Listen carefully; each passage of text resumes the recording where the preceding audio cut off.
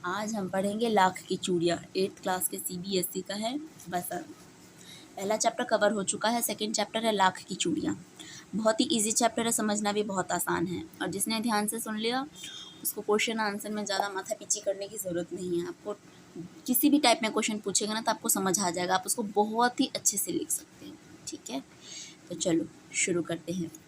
सारे गांव में बदलू मुझे सबसे अच्छा आदमी लगता था क्योंकि वह मुझे सुंदर लाख की गोलियां बना कर देता था। मुझे अपने मामा के गांव जाने का सबसे बड़ा चाव यही था। चाव का मतलब होता पसंद, लगाव वाला। यही था कि जब मैं वहाँ से लौटता था तो मेरे पास ढेर सारी गोलियां होती, रंग बिरंगी गोलियां जो किसी भी बच्चे का मन मोह ले, क्योंकि कलरफुल चीज़ें हमें बहुत अट्रैक्ट करती है ना।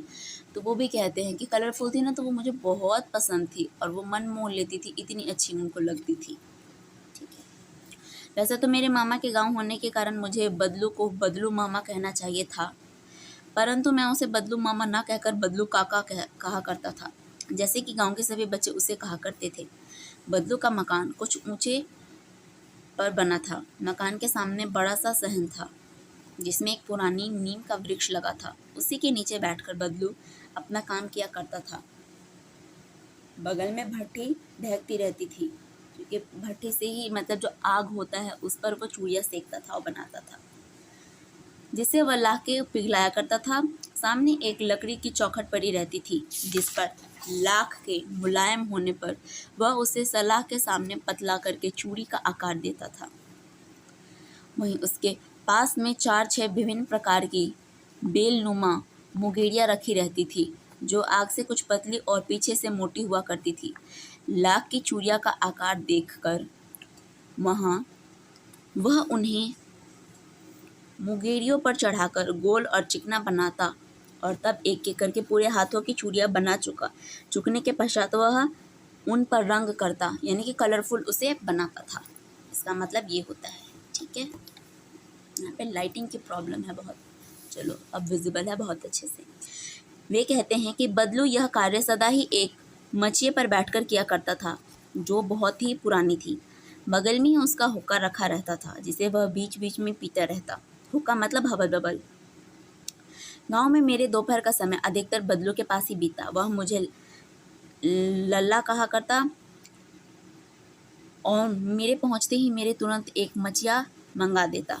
मैं घंटों बैठे बैठे, मचिया होता है छोटी सी खाट टाइप का, एक स्क्वायर, यहाँ इसको बेस 4 इसके जो बेस होते तो वो छोटा सा खटिया। ठीक है, उसको इन्होंने मचिया बोला है। मचिया मंगा देता। घंटों बैठे बैठे इस प्रकार चूड़ियाँ बनाते देखा रहता। लगभग रोज ही वह 4-6 चूड़ियाँ बनाता। पूरे जोड़ा बना लेने पर वह उसे बेलन को चढ़ाकर कुछ क्षण चुपचाप देखता रहता, मानो वह बेलन न होकर किसी नववधु की कलाई हूँ। नववधु मतलब नई दुल्हन की कलाई हूँ, इस तरह वो उसको देखता था। बदलू मनिहार था। चूड़ी बनाना और उसका पैतृक पेशा था और वास्तव में वह बहुत ही सुंदर चूड़ियाँ बनाता था। उसकी बनाई चूड़ियों की खपत भी बहुत थी। उस गांव में तो सभी स्त्रियाँ उसी की बनाई चूड़ियाँ पहनती थी। आसपास के गांव के लोग भी उसकी चूड़ियाँ ले जाते थे, परंतु वह कभी भी चूड़ियों को पैसे से बेचता न था। उसका अभी तक वस्तु विनिमय का तरीका था। वस्तु विनिमय मतलब चूड़ी के बदले वो कोई सामान लेता था, पैसे नहीं है। चावल, गेहूं, धान, दाल, कपड़े, वो हो गए ना वस्तु विनिमय। इसको कहते हैं कि आप सामान के बदले सामान लिया करते थे, तो वो होता वस्तु विनिमय। और लोग अनाज के बदले उससे चूड़ियाँ ले जाते थे। बदलू स्वभाव से बहुत ही सीधा था। मैंने कभी भी उसे किसी से झगड़ते हुए नहीं देखा। हाँ, शादी विवाह के अवसर पर वो अवश्य जिद पकड़ता था। जीवन भर चाहे कोई उससे मुफ्त चूड़ियाँ ले जाए, परंतु विवाह के अवसर पर सारी कसर निकाल देता था। आखिर सुहाग के जोड़े का महत्व ही होता है। मुझे याद है मेरे मामा के यहाँ किसी लड़की के विवाह पर जरा से किसी बात पर बिगड़ गया था और फिर उसको मनाने में लोहे लग गए थे। मतलब कि बहुत समय और मेहनत लगी थी। विवाह के इसी जोड़े का मूल्य इतना बढ़ जाता है कि उसके लिए उसकी घरवाली को सारे वस्त्र मिलते हैं, ढेरों अनाज मिलता है, उसको अपने लिए पगड़ी मिलती है और रुपए जो मिलते हैं सो अलग। ठीक है, मतलब वो बाकी टाइम तो चिक चिक नहीं करता था, चुपचाप दे दिया करता था, लेकिन शादी के टाइम पे वो बहुत महंगा बेचता था, बिकता भी बहुत अच्छा था और उसको बहुत सारा सामान मिलता था। यदि संसार में बदलों को किसी बात से चिढ़ती तो वह थी कांच की चूड़ियों से। यदि किसी भी स्त्री के हाथों में उसे कांच की चूड़ियाँ दिख जाती थी तो वह अंदर ही अंदर कुढ़ उठता और कभी कभी तो 2-4 बातें भी सुना देता। मुझसे तो घंटों बातें किया करता। कभी मेरी पढ़ाई के बारे में पूछता, कभी मेरे घर के बारे में, और कभी कभी तो ये शहरों के जीवन के बारे में। मैं उससे कहता कि शहर में सब कांच की चूड़ियाँ पहनते हैं, तो वह उत्तर देता, शहर की बात और लल्ला है, ठीक है, वहाँ तो सभी कुछ होता है। वहाँ तो औरतें अपने मर्द का हाथ पकड़कर सड़कों पर घूमती हैं। गांव में ये बहुत बड़ी बात हो जाती है कि कोई आदमी अपने हस्बैंड या वाइफ का हाथ पकड़ के चले, लेकिन शहर में, बड़े बड़े शहर में ये बहुत ही कॉमन है, बहुत ही ज़्यादा, ठीक है। तो ये कहता है कि अपने मर्दों का हाथ पकड़कर रोड पर या सड़कों पर चलते हैं, और फिर उसकी कलाइयाँ नाजुक होती है ना। लाख की चूड़ियाँ पहने तो मोच ना आ जाए, क्योंकि लाख की चूड़ियाँ हैवी होती है, एक मोटा मोटा होता है, इतना मोटा आप समझ लो। लेकिन जो कांच की चूड़ियाँ होती है वो पतली पतली होती है, तो इसका वेट पतली वाले का कम होगा, मोटे वाले का ज़्यादा। अगर वो लाख की चूड़ियाँ पहनती तो उसकी कलाई पतली होती है ना, तो वो उसमें मोच आ जाएगी, ऐसा वो उसको समझाते हैं।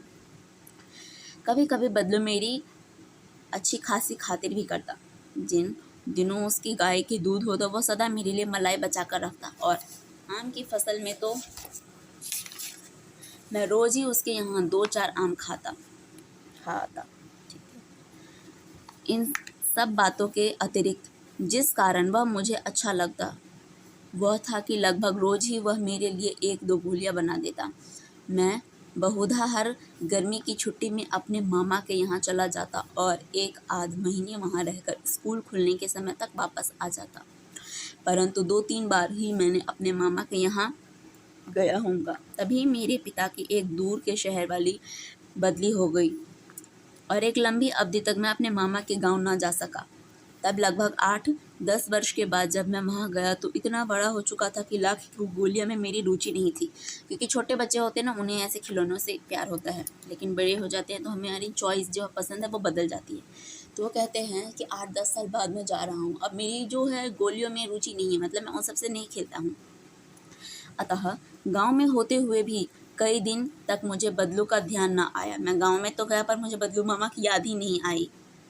इस बीच मैंने देखा कि गांव के लगभग सभी स्त्रियां कांच की चूड़ी पहने हैं। विरले ही हाथों में मैंने लाख की चूड़ियाँ देखी, मतलब बहुत कम ही हाथों में मैंने लाख की चूड़ियाँ देखी। तब एक दिन सहसा मुझे बदलू का ध्यान आया। जैसे उसने चूड़ी देखी उसको ध्यान आया उसके मामा के बारे में, जिसको वो काका कहा करता था, क्योंकि उसके गांव के जो बच्चे थे ना, मामा के गांव के बच्चे उसको काका कहते थे, तो वो भी उसको काका ही कहते थे, मामा नहीं कहते थे। बात हुई कि बरसात में मेरे मामा की छोटी लड़की आंगन में फिसलकर गिर पड़ी और उसके हाथ की कांच की चूड़ी टूटकर उसकी कलाई में घुस गई और उससे खून बहने लगा। मेरे मामा उस समय घर पर न थे, मुझे उसकी मरहम पट्टी करनी पड़ी। तभी सहसा मुझे बदलू का ध्यान हो गया आया और मैंने सोचा कि उससे मिल आऊं। अतः शाम को मैं घूमते घूमते उसके घर चला गया। बदलू वहीं चबूतरे पर नीम के नीचे एक खाट पर लेटा था। नमस्ते बदलू काका, मैंने कहा। नमस्ते भैया, उसने मेरी नमस्ते का उत्तर दिया, उठकर खाट पर बैठ गया। परंतु उसने मुझे पहचाना नहीं, क्योंकि उसने बचपन में उसको देखा था, वो कितना बड़ा हो गया था, और देर तक मेरी ओर निहारता रहा, क्योंकि उसको पहचान नहीं पाया था, इसलिए निहारता का मतलब होता है घूरते रहना देर तक।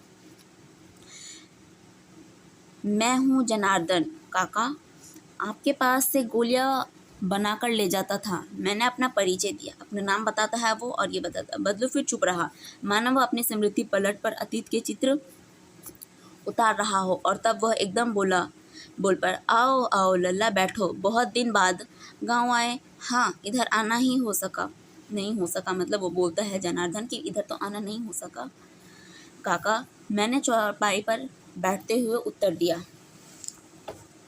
तब वे कहते हैं, कुछ ही देर शांति थी। मैं इधर उधर दृष्टि दौड़ाई, ना तो मुझे उसकी मचिया ही नजर आई, ना ही भट्टी जिस पर कि वो चूड़ियाँ बनाया करता था, मचिया जो उसको बैठने के लिए दिया करता था। आजकल काम नहीं करते काका, मैंने पूछा, क्योंकि जब भी वो देखता था तो उसके काका हमेशा काम करते थे, भट्टियाँ लगी होती थी, मचिया लगी होती थी, और वो नीम के पेड़ के नीचे काम करता था, लेकिन अब उसे वो नहीं दिखा। ठीक है, नहीं लल्ला, काम तो कई साल से बंद है, ऐसा उसके मामा जी ने कहा।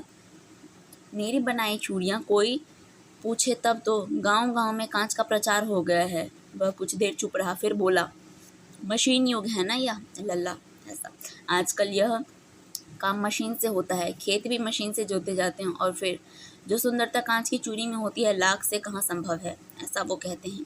लेकिन कांच बड़ा खतरनाक होता है, बड़ी जल्दी टूट जाता है। मैंने कहा, नाजुक तो फिर होती है लल्ला। कहते कहते उसे खांसी आ गई। वह देर तक खांसता रहा। मुझे लगा उसे दम्मा है। अवस्था के साथ साथ उसका शरीर ढल चुका था, क्योंकि वो भी बूढ़े हो चुके थे। उसके हाथों पर और माथे पर नसें उभर आई थी, जैसे बूढ़े आदमियों के होते हैं ना, झुर्रियाँ आ जाना, वैसे वाला। जाने कैसे उसने मेरी शंका भांप ली और बोला, दम्मा नहीं है मुझे, फसली खांसी है। और वो कहते हैं कि दम्मा तो नहीं है।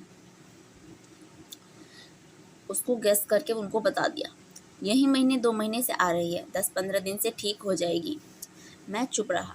मुझे लगा कि उसके अंदर कोई बहुत बड़ी व्यथा छिपी है। मैं देर तक सोचता रहा कि इस मशीनी युग में कितने हाथ काट दिए। यहाँ पर इस लाइन का मतलब है कि जैसे ही मशीन आया ना, वैसे ही बहुत सारे लोगों की नौकरी छीन गई।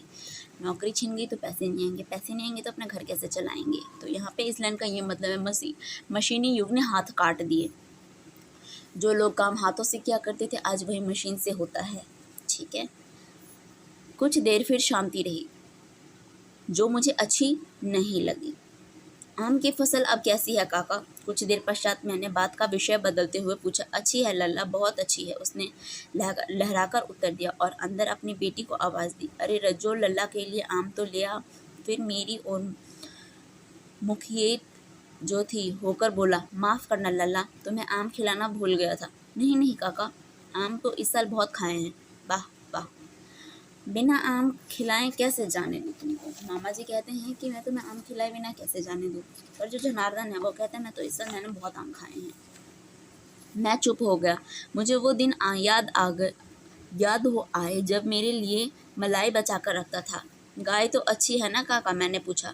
गाय कहाँ है लल्ला, 2 साल हुए बेच दिए।